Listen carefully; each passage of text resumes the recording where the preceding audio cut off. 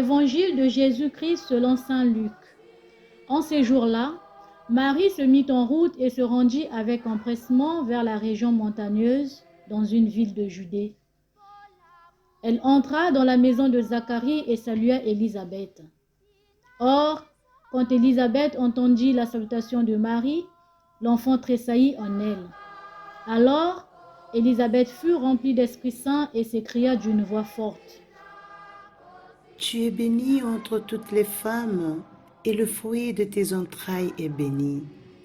D'où m'est-il donné que la mère de mon Seigneur vienne jusqu'à moi? Car lorsque tes paroles de salutation sont parvenues à mes oreilles, l'enfant a tressailli d'allégresse en moi. Heureuse celle qui a cru à l'accomplissement des paroles qui lui furent dites de la part du Seigneur. Acclamons la parole de Dieu. Louange à toi, Seigneur Jésus.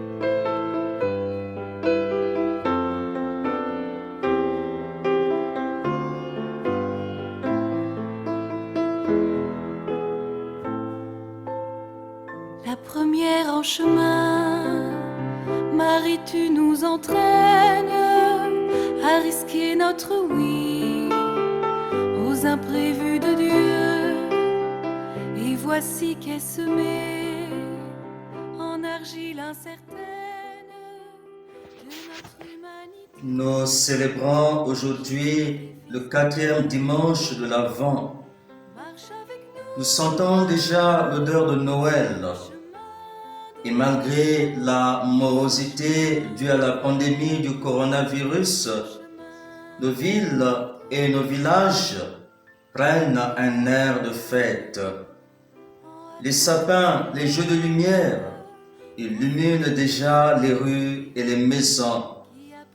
La terre, saturée de problèmes, est pourtant prête à accueillir l'Emmanuel. C'est d'ailleurs lui qui nous donne la joie d'entrer déjà dans le mystère de Noël, pour qu'il nous trouve quand il viendra, vigilant dans la prière et rempli d'allégresse. La joie de l'Évangile, frères et sœurs, emplit l'univers, et Jésus est cette joie. Le texte biblique de ce dimanche vient nous confirmer dans cette consolation. La raison de cette joie, c'est justement la présence de Dieu au milieu de son peuple. Dieu fait irruption dans notre histoire, dans la vie de chacun et chacune, pour donner une nouvelle dynamique, un nouvel horizon à celle-ci. En Jésus, c'est Dieu qui vient à nous pour nous dire tout l'amour qui est en lui. Et pour que nous n'ayons pas peur de lui, il se fait tout petit. Il surgit d'un coin apparemment reculé, d'une périphérie existentielle et géographique. Toi, Bethléem Ephrata, le plus petit des clans de Juda, c'est de toi que sortira pour moi celui qui doit gouverner Israël. La joie de Dieu peut naître de partout, des contextes, des personnes et des lieux modestes, insignifiants. Dieu n'est pas compliqué, Dieu est simple. Les réalités simples, les choses simples mais profondes nous apportent une grande joie, une joie durable. Au peuple fatigué et essouré de la première lecture, Michée annonce le salut, la joie. C'est ainsi que Dieu donne sa force aux plus humbles. C'est dans ses habitudes, avec ce qui est petit et méprisé, il peut réaliser de grandes choses. Il ne fait pas appel aux sages et aux savants, mais aux petits, aux humbles. C'est à eux qu'il s'adresse pour consoler son peuple.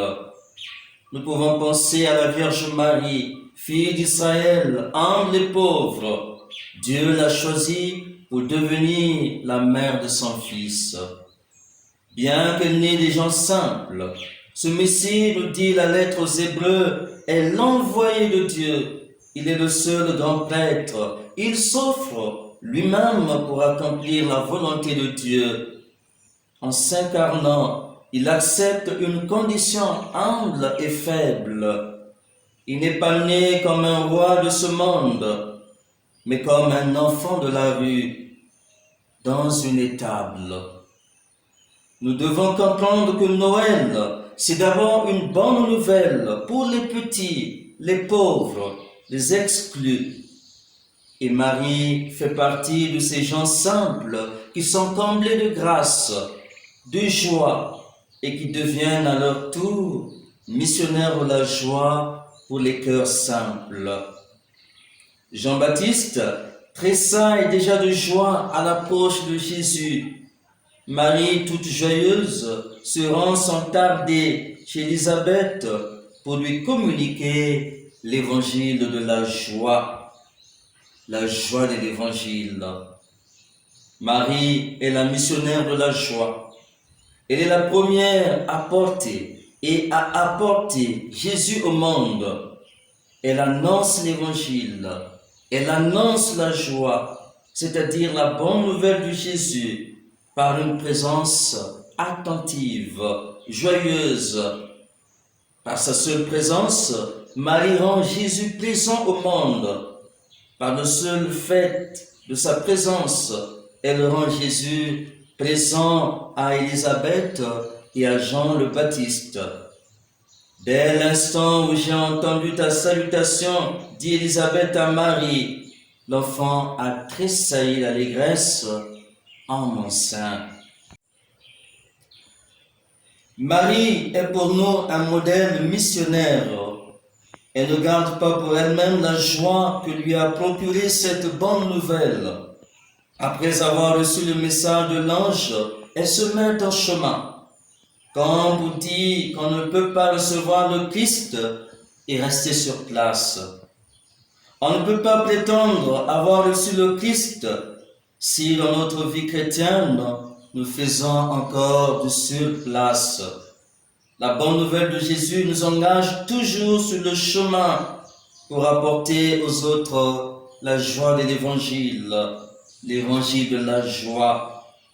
Quelle démarche missionnaire faisons-nous, chers frères et sœurs, après chaque célébration eucharistique? Chaque jour, à la fin de la messe, le prêtre ou le diacre nous dit « Allez porter l'évangile du Seigneur ». Autrement dit, soyez des disciples missionnaires de la joie du Christ ressuscité. Avons-nous réellement, au cours de la journée, cette attitude missionnaire qui s'impose à nous après chaque messe? Si nous voulons être de bons chrétiens, de vrais disciples, nous devons nous mettre à l'école de la Vierge Marie.